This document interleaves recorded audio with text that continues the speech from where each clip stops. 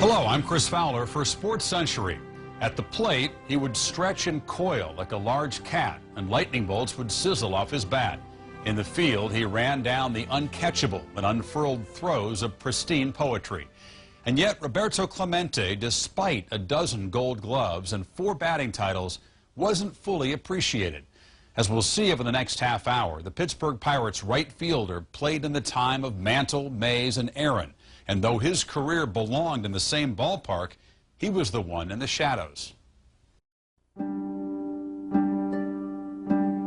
I had got the job to work in Pittsburgh in May of '66, and Jimmy Cannon was one of the fellows that recommended me for the job in Pittsburgh. He says to me, says, you know, you're going to a town that might have the best player in baseball and nobody knows it. Mays and Aaron and Mantle were hitting the home runs, so they captivated the media, and it kind of overshadowed Roberto a lot. He was a tremendous ball player. The reason I think he might have not got the recognition because he was in Pittsburgh. If you don't play in New York City, you know, one of those large cities, they didn't even think you was a baseball player. He wanted recognition and appreciation, and it came too slowly for him. As part of the first large Latino wave to play in the majors, Puerto Rican Roberto Clemente faced a language and cultural barrier that played out on the Pittsburgh sports pages of 1955 in derision, ignorance, and bad taste. He'd use a phrase, say like, I hit the ball, and they would print H-E-E-T instead of H-I-T. They quoted him as though he were Tarzan. Meet Tarzan, you Jane. He felt it was a form of mockery, or he was being made to look like some kind of exotic character, and he didn't feel like one. He just felt like a man who deserved a certain amount of respect. I have a feeling those old-time beat writers cleaned up the quotes of a lot of the good old Southern boys who didn't exactly speak in the King's English. Say he would hit a home run and win a game. They would either quote him with a funny accent, or they would ignore him and go over to the guy who pitched the game and quote him. A brilliant outfielder with a rifle arm, Clemente was often dismissed as a hot dog. And when he missed a game, he was called either lazy or a hypochondriac. What also stung deep were the constant lampoons of his broken English. He would say things like, my bad shoulder feels good, but my good shoulder feels bad, or I feel better when I am sick. And the sports writers would write this as comedy, and he was deadly serious, and he resented that. He was accused of malingering, that he imagined a lot of illnesses.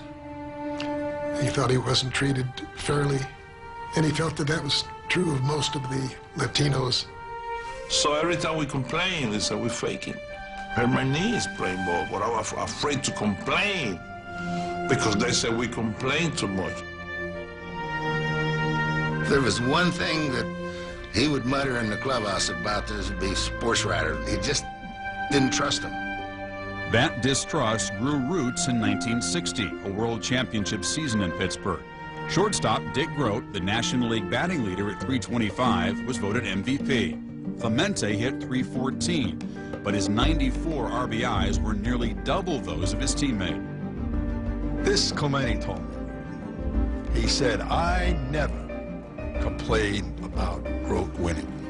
I complained about being voted 8th. When he says, I did not deserve to finish 8th, and he spoke his mind, that was perhaps the first time he came out really in the open. I don't deserve this. Despite others' devaluation of him, Clemente knew who he was and what he was worth. Viewed through the double lens of sports, he was at once seen as dignified and cocky. When he says, for me, I'm the best in the world, you have to understand that Latins are sensitive and proud people. And if you ask a plumber or an engineer, are you any good?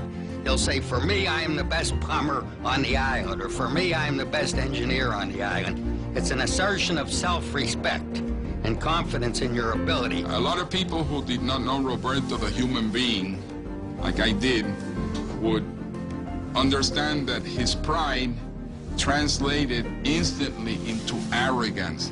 He was not an arrogant guy. He knew what he could do. He was sure no one was better than he was. And he was out there to prove it. The opportunity came in the 1971 World Series. Before playing the Orioles, Clemente set the stage by declaring to the national press, "Nobody does anything better than me in baseball." All the skeptics that thought that Hank Aaron or Willie Mays was much better than Clemente, I'm going to show even those guys that I am as good as they are, or better. That is hit well. A Clemente home run, and the Pirates lead 1-0. Nobody hit 400 off our pitching staff. Maybe off of one pitcher. You know, a guy might have one guy's number, but not our whole staff. Bobby Clemente continues to totally annihilate Baltimore pitchers. He carried us on his back. We showed up to the World Series that year, and we took our positions. That's all we did. Just showed up. Long chase for Clemente. Gallops over. Grabs it, whirls. Here's Retman coming to throw.